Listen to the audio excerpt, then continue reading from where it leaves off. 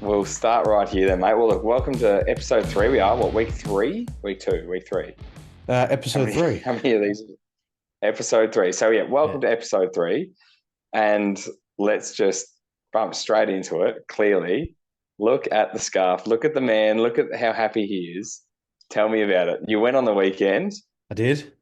was it? It was good.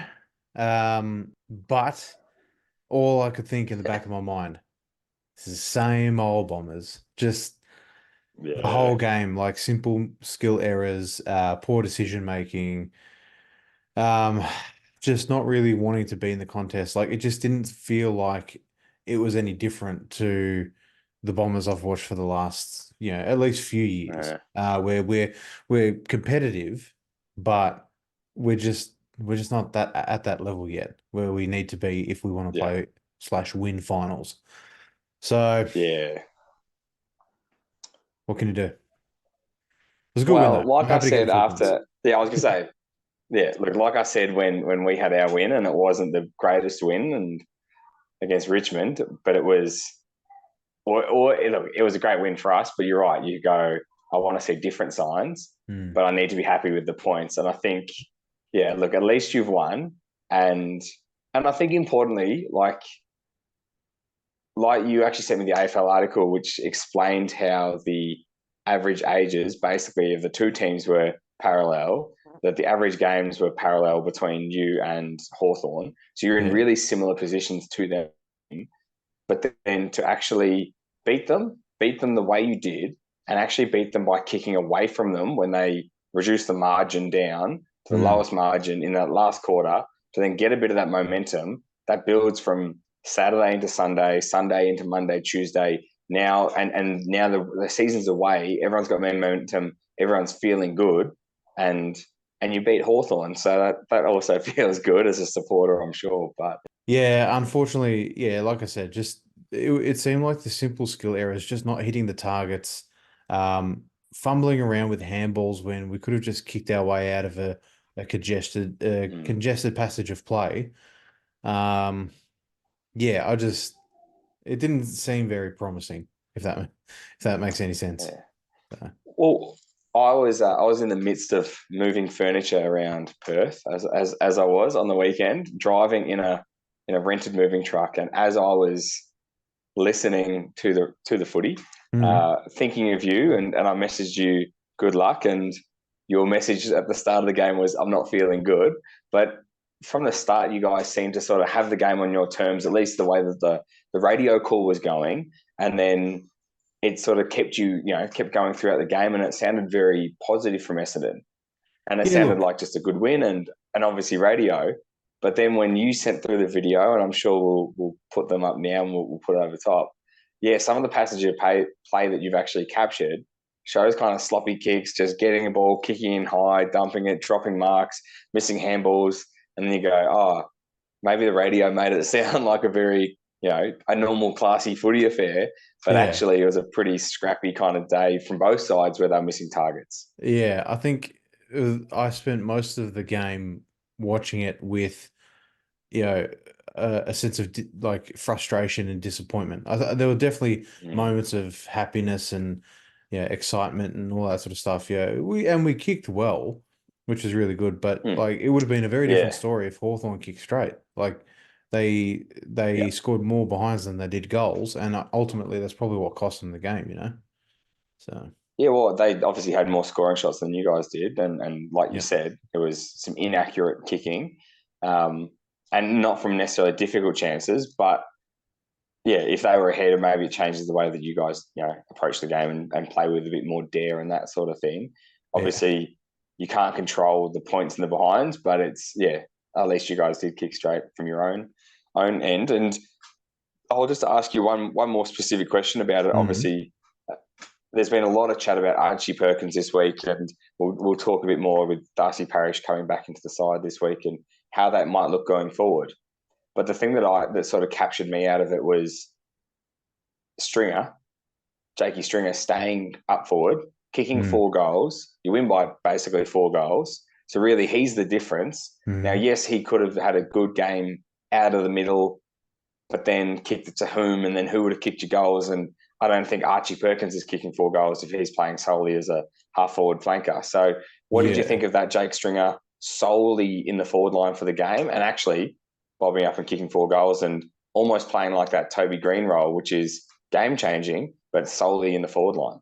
Yeah, look, I think this week it was good to watch. And I think moving forward, because we've got Draper back this week as well, Mm, I think having Parrish back will allow, I think, Perkins and maybe Stringer to alternate and sort of reduce the interchanges and potentially give Stringer a chop out a little bit more in the middle, which is good. Like it'll be good to get a bit more body in the middle because typically unless you're an Andy McGrath or a Zach Merritt, the short, stocky sort of players, we don't really have too much body. We have very thin, very lean, like Parrish, Perkins, Nick Martin when he comes out of defense, like like when it we comes have through, those yeah. smaller, skinnier players that don't really provide much in the way of contact pressure. So Mm, yeah, I think having someone like Stringer is just a bit more imposing and puts a lot more pressure on the contests, and hopefully, what that does to the contest is give us the win, where someone's going to be a bit more half-hearted going into it. And I think yeah. Draper being an option down forward as well, because obviously if Goldstein is still in the ruck, I don't know if he's out or not against the Swans, but Yeah, I don't think he was actually named as out, but there you go. So that gives that option of rotating, rucks slash tall forward. I doubt Goldstein's going to go forward, but at the same time, the option's there. And if you've yeah. got Draper and Wright in the forward line, then it just provides a good sense of height. If you've got Stringer, it's that good body, but at the same time, you've also got the small forwards that can be at the ground providing a contest. So. Mm. Um, and Oh, and that then just sort of filters through the whole team, just having that well balanced side. Because now that we've got Mackay in the back, it just means that we've got all 3 segments of the ground well looked after. And I think that's what's been missing yeah. over the last few years. And I think that was probably what was missing a little bit on Saturday last week against the Hawks. But hopefully this week against the Swans, with that balance, we can be competitive. Mm. Will we win? Probably not. But at least if we can be Yeah, they're competitive. flying. Yeah, Yeah, that's exactly. it. That's probably, yeah. I'll say we'll wrap it up here, but yeah, Ben Mackay. I saw a few people saying that he's justified his contract on one game alone, which I don't Yeah. think that's not quite enough for me. But yeah, No. happy with his output.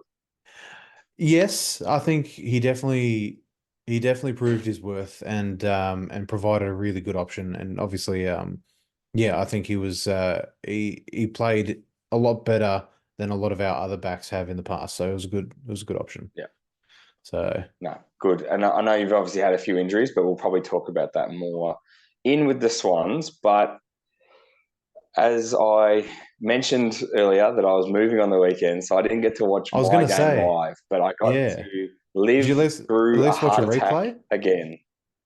Yeah, so I watched the full replay that night, like every single muscle in my body hurting from couches and large old wooden furniture that my wife seems to adore. And honestly, I was lying and I was like, I'll put on the football and watch the replay and I won't fast forward through da da da da. You start watching it and you go, yeah, cool, like good start here, good start again. We're holding them. I did say greasy footy, raining, and Yeah. luckily Tex Walker wasn't playing because he otherwise would have kicked the bag. But then, oh, mate, honestly, heart attack City again. I thought it was bad the previous week against Richmond, where we were up by 10 goals, 66 points, and then slowly started to lose Yeah. that lead to be only 5-6 goals up and then just goal, goal, goal, goal. And it just started ticking down. And then, Yeah. oh, mate, yeah. So heart attack City for me again. At least we've got some big bodies and at least we've won. And I think this is where, like, I've now had a bit of time to calm down as well. Because after the game, I was like, nah, that's it. Like, we're cooked. But Yeah. again, it's like, well, we're learning a lot in our game style. We're still winning while we're learning. we're winning at home, which again you can't complain about because both of us are in that middle tier of footy teams where if you can win your games at home, pinch a couple away, suddenly Yeah. you're ahead of the pack. If you start dropping the games at home, then you've got no chance whatsoever. But yeah, it was hard attack football again. Again, watching Rankin, light up and kick a few goals, and Rochelle looked good, and they looked good. But yeah, I'm glad we won because, like I said, it was that 50-50 game, and to beat Adelaide at home for us is really Mm. important because I don't see us going to Adelaide Oval and doing that, even in the same conditions. I see Mm. the game being the other way around. In fact, is that we'd be down by a lot and maybe pinch a few goals back late, but not Yeah. win. But it was, glad to win. Absolute heart attack again. And I don't know if with this podcast you're now watching Gold Coast a bit closer than you would have, but now you can be welcome to my life as a Gold Coast supporter about how just, it's not a fun existence. At least we're winning games, and I can't complain about that. But yeah, I've aged a lot. I've got some greys coming through as well very quickly. I think just from the footy alone. So You yeah, hide it that well. was our week. Yeah, there you Thank go. you, mate. Thank you. No, well, look, I But mean, yeah, so I think it's pretty similar in the sense that, when you watch your team, you just you want the best for them, but you go in, like I said, I mm, think episode one, you go in with this preconceived notion of, oh, fuck, how much are we going to lose by today? Or, oh, shit, are we even going to mm, compete today? And I think, yeah, you guys getting 2 wins on the board and us getting our first win on the board as well. It's a really good feeling, and I'm sure you're the same. Just hoping, hoping that it just continues, and if not a win, we can at least be competitive and provide a good game of footy for the supporters yeah, to watch. Because that's all we ask, really. it's all you're after, really. I'm just pulling up the ladder now, so we'll flash this up. So yeah, coming into this round, into round two, third Yep. game, we're third on the ladder. So played two, 8 points, 2 from 2, like we said, Hmm. 140. So the percentage is still very healthy, which we need. And yeah, you guys are really healthy as well. Obviously, seventh on the ladder, as we can see on the screen now. But yeah, 4 points, percentage of 128. So that's actually really, again, I know you said it wasn't the classiest way to play football, or the cleanest win. But to actually Yeah. have that percentage coming out of week one and to have that good boost and to hold them to a relatively low score, yeah, it's got to be you got to be happy with that. And yeah, we're we're looking forward to this week. I'm sure. Like you said, you're not confident against the Swans, but give me a bit of heads up of how you think the game's going to go. Yeah. Um, just really quickly, I think I can see Mateo's just wriggling heaps, so I'm cautious of the fact that I might have to go look after him, but I think he's soothing himself. Um, but No, we will wrap this life up of a very. of a, of a new parent. Um, yeah, look, I think. I don't think we're going to win against Swans this week. Okay. Will we compete? Yeah, probably. I think, like I said before, now that we've got that balance in the team, I think we've got a lot better of a case to put forward and say we're covered in all areas of the ground now, and Mm, if we can prevent your midfielders from Sydney, like Goulding's got just such an imposing kick into the Sydney's forward 50, mm, and clearly they showed last week that no buddy, no problem. Um, and mm, so I think if we can sort of stem the flow a little bit, that'll help us not necessarily go into panic stations and let them control the game. So mm. yeah, fingers crossed our midfields can put up a good fight. And if it does go back, hopefully our defenders um, can put it up with the forward pressure that Sydney give. And I think Yeah.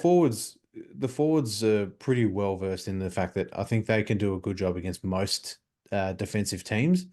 So it's Mm. really just the midfield and the defense for the Bombers this week that I'm quite nervous about. So Interesting that you're taking it that way because I sort of lean the other way. Is that Like I feel because it's been played at the SCG Saturday night, and I can see like they've got a young, quick, but again, like you almost mentioned before, as for the Bombers, quite a Mm. light-bodied midfield. Like with Warner, Goulding, Heaney's now moved in there. They're not necessarily big, tall. Paddy Cripps kind of push you off, or even Matt Yeah. Rao, like hard bodies in and under in the contest. They're Mm. almost that slick ball movement and move it quickly. I can see them. I can see them damaging, and I can see Papley popping up with goals. I can see Heaney popping up with goals. I can see their small fellas almost taking on. And I can see Mackay shutting down their big boys and not Yeah. actually winning the game with a big key forward, but almost just. But I can see the such a skinny ground, night time. They sort of play that full team defense that maybe Stringer might pop up for a couple of goals, but I just don't really see where your goals are going to come from. And it might be Yeah. one of those games where it's, Essendon 58 to Sydney 78. And it might not feel like you're in the game sort of thing, but it'd be fairly low scoring. It might be And a couple it goals might even away. be a 60 to 60. Yeah, yeah. Like you'll be a couple of goals away and it'll sort of feel like that all night.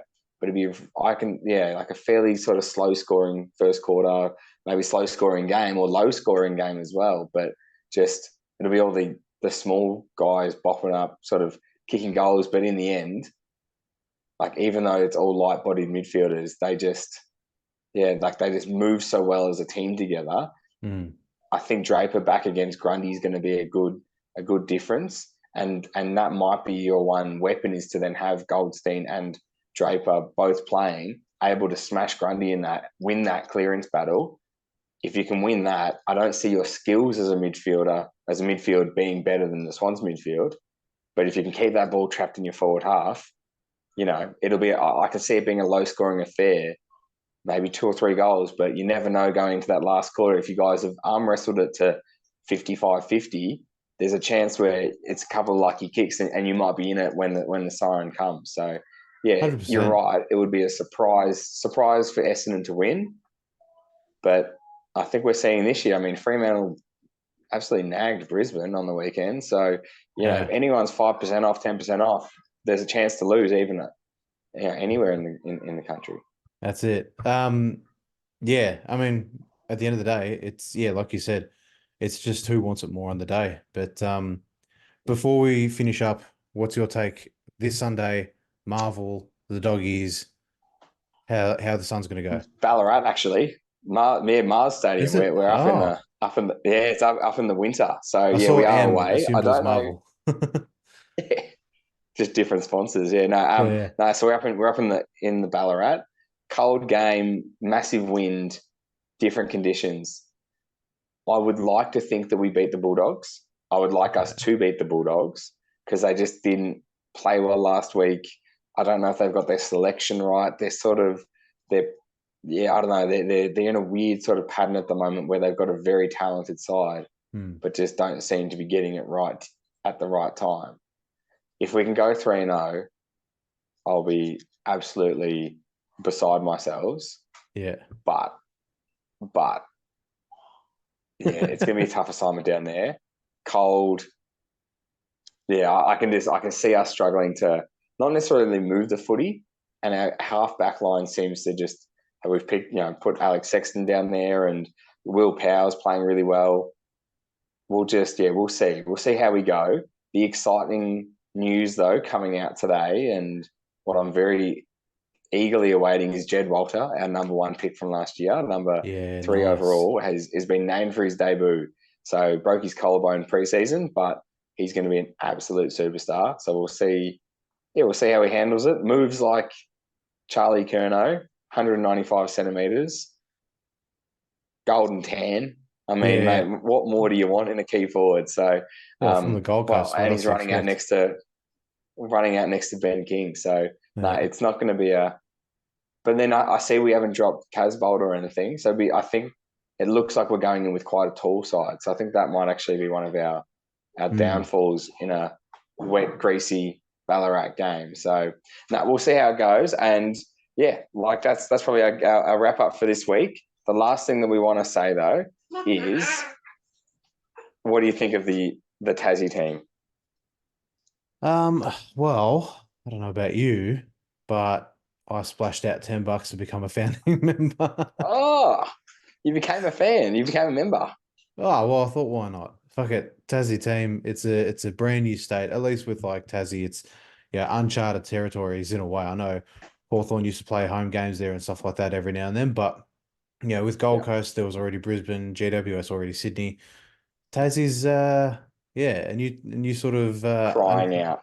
yeah, exactly. So, and I think they've passed 125,000 members. So there's a cool 1.2 Insane. mil into their club Yeah. 4 years before they actually start up. So that'll help them out a little bit. Um, but I thought, shit, I can't be a Tassie member without being an Essendon member.